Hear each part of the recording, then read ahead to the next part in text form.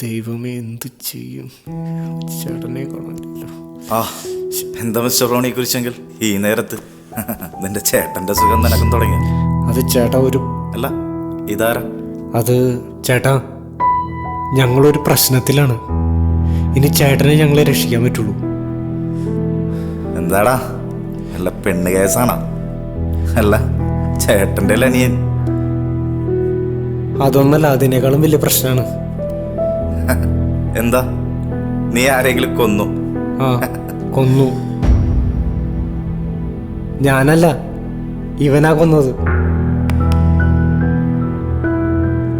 ഒരബദ്ധം പറ്റിയതാ. എന്താ സംഭവം? തെളിച്ചു പറ. ചേട്ടാ, ഇത്തിരി വെള്ളം കിട്ടോ?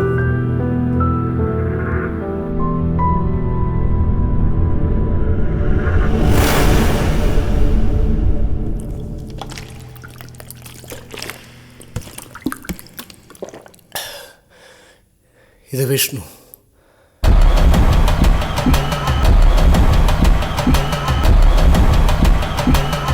ഇന്ന് വൈകിട്ട് ഞാനൊരു സിനിമയ്ക്ക് പോയി.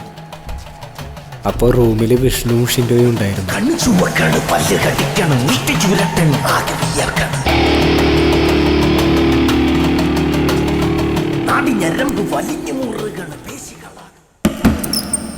സിനിമ കഴിഞ്ഞ് തിരിച്ചു വന്നപ്പോൾ ഞാൻ കണ്ട കാഴ്ച എനിക്ക് വിശ്വസിക്കാൻ പറ്റില്ല. ഞാനാകെ തകർന്നു പോയി ചേട്ടാ.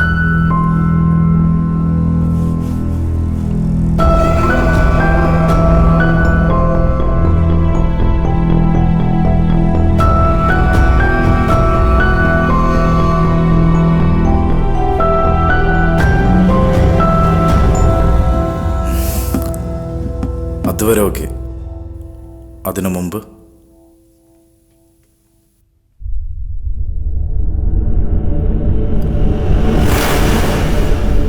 റൂമിന് വാടക കൂടിയതുകൊണ്ടാണ് മൂന്നാമതൊരാൾ കൂടി കൂട്ടിയത്. ഒരു ഫ്രണ്ട് വഴിയാണ് ഞങ്ങൾ അവനെ പരിചയപ്പെട്ടത്. വാടക ഷെയർ ചെയ്യാൻ ഒരാൾ കൂടെ ആകുമല്ലോ എന്നുള്ള സന്തോഷം ഞങ്ങൾക്കുണ്ടായിരുന്നു. പക്ഷേ സംഭവിച്ചത്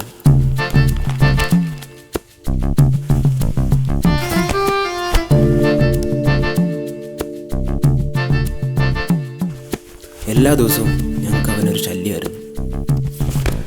പലപ്പോഴും ഞങ്ങൾ അവന് വേണ്ടി അഡ്ജസ്റ്റ് ചെയ്തു. എന്നാൽ അവൻ ഒരു പ്രത്യേകതരം ക്യാരക്ടറായിരുന്നു. അവൻ വന്നതോടുകൂടി ഞങ്ങളുടെ ജീവിതത്തിൻ്റെ താളം തെറ്റി.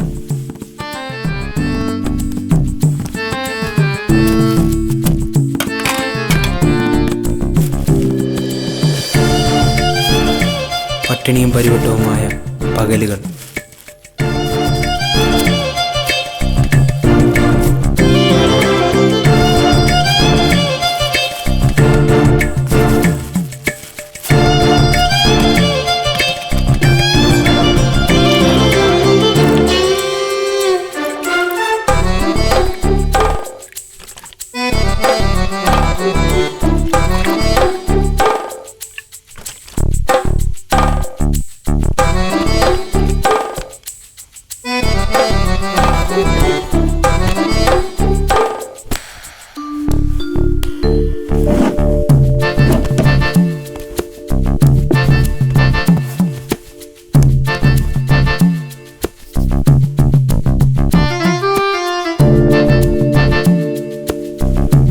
ഞാനും റോണിയും കൂടെയുണ്ടെന്ന ചിന്ത പോലും പലപ്പോഴും അവനുണ്ടായിരുന്നില്ല.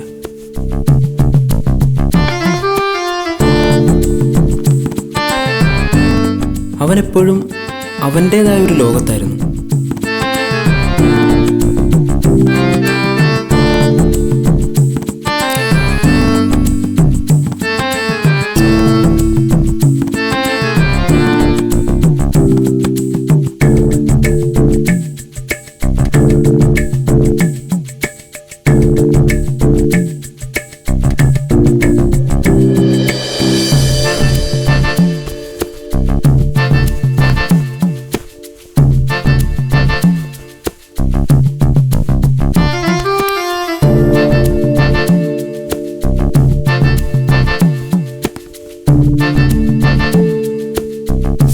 പലപ്പോഴും അവനൊരു സൈക്കോ ആണോ എന്ന് വരെ തോന്നിയിട്ടുണ്ട്.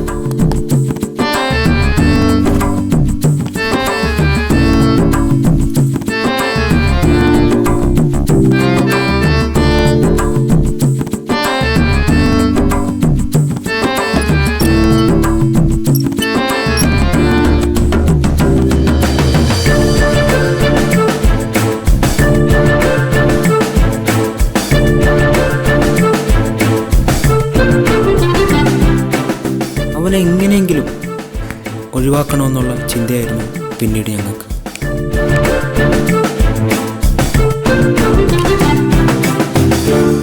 ഇന്ന് റോണി പോയതിന് ശേഷമാണ് യഥാർത്ഥ പ്രശ്നം ഉണ്ടായത്.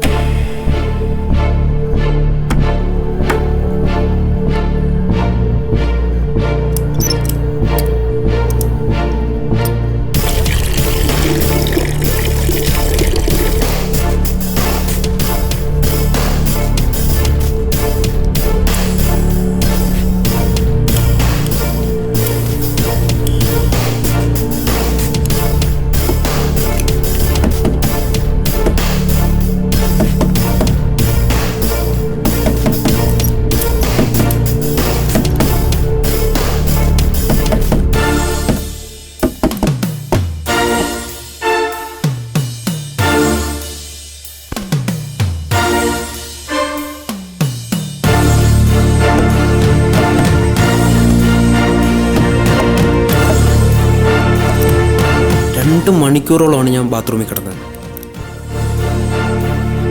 കുറേ സമയം കഴിഞ്ഞ് താഴത്തെ റൂമിൽ ഒരു പയ്യൻ വന്നാണ് എന്നെ തുറന്നു വിട്ടത്.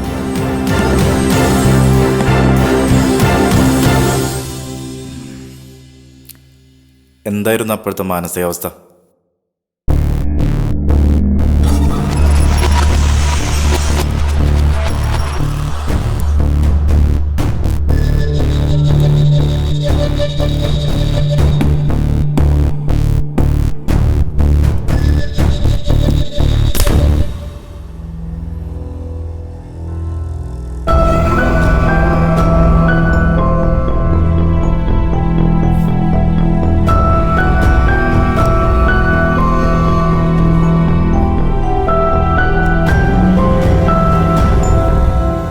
ചേട്ടാ, എന്ത് ചെയ്യണമെന്ന് യാതൊരു വെളിവില്ലാത്ത ഒരു അവസ്ഥയായിരുന്നു. പെട്ടെന്നാണ് ചേട്ടനെ കുറിച്ച് ഓർമ്മ വന്നത്. വേഗം ഇവനെ കൂട്ടി ഞാൻ ഇങ്ങോട്ട് വന്നു. ഇനി എന്ത് ചെയ്യണമെന്ന് എനിക്ക് എങ്ങനെങ്കിലും രക്ഷപ്പെടുത്തണം, പ്ലീസ്. ഇതിപ്പോ സംഭവിച്ചിട്ട് എത്ര നേരമായിട്ടുണ്ടാവും? ഒരു 1.5 മണിക്കൂറായിട്ടുണ്ടാവും.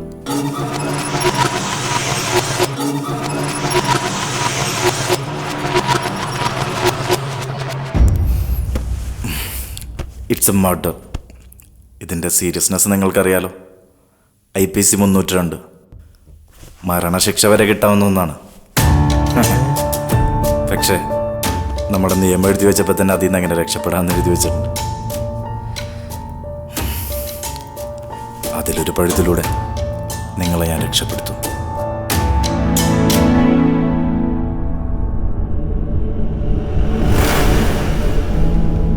ചേട്ടാ, ദൃശ്യം സിനിമ പോലെ എന്തെങ്കിലും ചെയ്യാൻ പറ്റുമോ? സിനിമയിൽ എന്തും എഴുതാം, തിയേറ്ററിൽ പ്രദർശിപ്പിക്കാം. പക്ഷേ അതൊക്കെ ലൈഫിൽ പ്രാക്ടിക്കലാക്കാൻ നോക്കിയാൽ ജീവിതകാലം മുഴുവൻ അഴിയേണ്ടി വരും.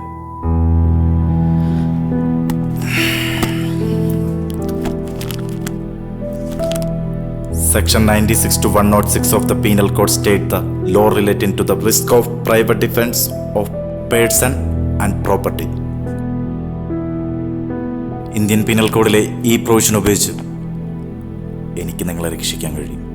അതായത് ആത്മരക്ഷാർത്ഥമുള്ളൊരു കൊലപാതകത്തിൽ നിന്ന് കൊലപാതകയെ രക്ഷിക്കാനുള്ളൊരു പഴുത്. അതെങ്ങനെ ചേട്ടാ? ഇന്ന് ജൂൺ 6 ശനിയാഴ്ച വൈകിട്ട് 6 മണി മുതൽ നിങ്ങളുടെ ജീവിതം ഇങ്ങനെയായിരുന്നു. റോണി സിനിമയ്ക്ക് പോയതിന് ശേഷം വിഷ്ണു കുളിക്കാൻ പോയി.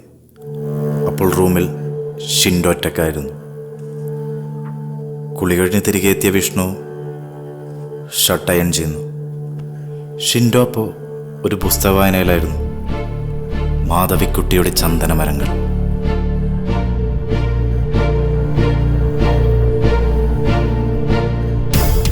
പിന്നെ നടന്നത്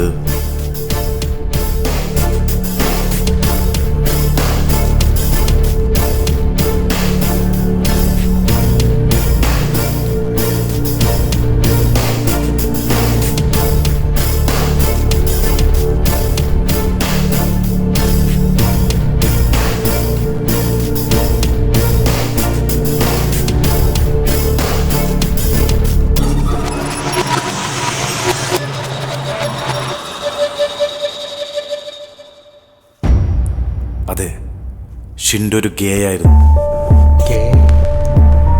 ഇന്ന് കഞ്ചാവിൻ്റെയും വായിച്ച നോവലിൻ്റെ ആലസ്യം കൂടിയായപ്പോൾ അവന് സ്വയം നിയന്ത്രിക്കാൻ കഴിഞ്ഞില്ല.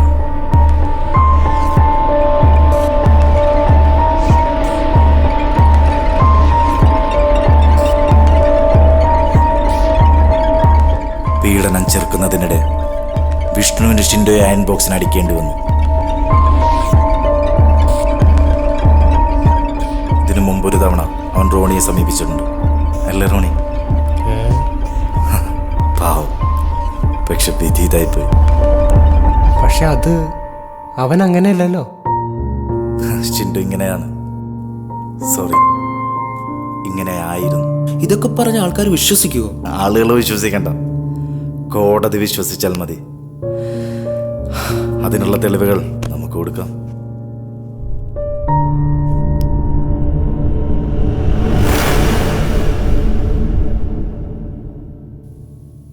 സമയം വളരെ വിലപ്പെട്ടതാണ്. ഇനി ഞാൻ പറയുന്ന കാര്യങ്ങൾ ശ്രദ്ധിച്ച് കേൾക്കുക. ഇത് കഞ്ചാവാണ്. ഇത് ഷിൻഡോയുടെ ബാഗിൽ വളരെ രഹസ്യമായിട്ട് വെക്കണം. അതെന്തിനാ? ചന്ദനമരങ്ങൾ പ്രധാന തെളിവുകളാണിവ. ഇതെല്ലാം കൃത്യമായിട്ട് ചെയ്താൽ പിന്നെ ആർക്കും നിങ്ങളെ തൊടാൻ കഴിയില്ല. പിന്നെ സമൂഹം വിഷ്ണുവിനെ കൊലപാതകമായിട്ടും മുദ്രവത്തില്ല.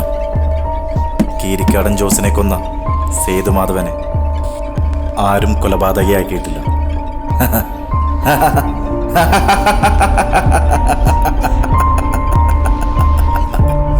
ഏരിയയിൽ തന്നെ ചെറിയൊരു ശിക്ഷ കിട്ടും. പിന്നെ സാഹചര്യം അനുസരിച്ചുള്ള ഒരു കൊലപാതകമായതുകൊണ്ട് സമൂഹം നിന്നെ കുറ്റപ്പെടുത്തില്ല. എനിക്കറിയായിരുന്നു ചേട്ടൻ ഞങ്ങളെ കൈവിടില്ലായിരുന്നു. It's okay. പിന്നെ ഇതൊക്കെ ചെയ്താൽ വിഷ്ണു എത്രയും പെട്ടെന്ന് പോലീസിനെ അറിയിക്കാം. റോണി ഒരു അഡ്വക്കേറ്റിനെ കണ്ട് ഞാൻ പറഞ്ഞതുപോലെ പറയണം. ഞാൻ പറയാം. പോലീസിനോടും ഇത് തന്നെ പറയാവൂ. ശരി, പറയാം. ഓക്കെ? ചേട്ടൻ തിരിച്ചു നോക്കി, എൻ്റെ ലൈഫാണ്. നീ സെന്റ് അടിക്കാതെ വേഗം പോയിട്ട് കാര്യങ്ങൾ അറേഞ്ച് ചെയ്യണം. വിഷ്ണു വാടാ. ചന്ദനമരം അയാൾ എന്തായാലും അങ്ങനെ പറഞ്ഞേ? എങ്ങനെ? അല്ല, നല്ലൊരു വക്കീലിനെ കണ്ട് പറയാൻ പറഞ്ഞല്ലോ. എടാ, പുള്ളി അപ്പോ വക്കീലല്ലേ? ആര്? പുള്ളിയാ? അയാളൊന്നും വക്കീലൊന്നുമല്ല. പിന്നെ പോലീസാണോ? എടാ, അയാള് വക്കീലും പോലീസും ഒന്നല്ല. പുള്ളി ഒരു നോവലിസ്റ്റാ, പാറ്റൻ ജോസ്. നീ കേട്ടിട്ടുണ്ടാ? ഇയാളുടെ കുറ്റാന്വേഷണ കഥകളൊക്കെയാണ് സിനിമയാക്കണേ. ഇയാൾ വളരെ രഹസ്യമായിട്ട് സിനിമക്കാർക്ക് കഥയൊക്കെ കൊടുക്കണ്ടെന്നാണ് പറയണേ. ജിനോ, പുതിയൊരു ത്രെഡ് ഇട്ടുണ്ട്. ആ, ക്രൈം ത്രില്ലറാ. അപ്പൊ പുള്ളി പറഞ്ഞല്ലോ ഇതൊക്കെ സിനിമയിലേ പറ്റത്തുള്ളൂ.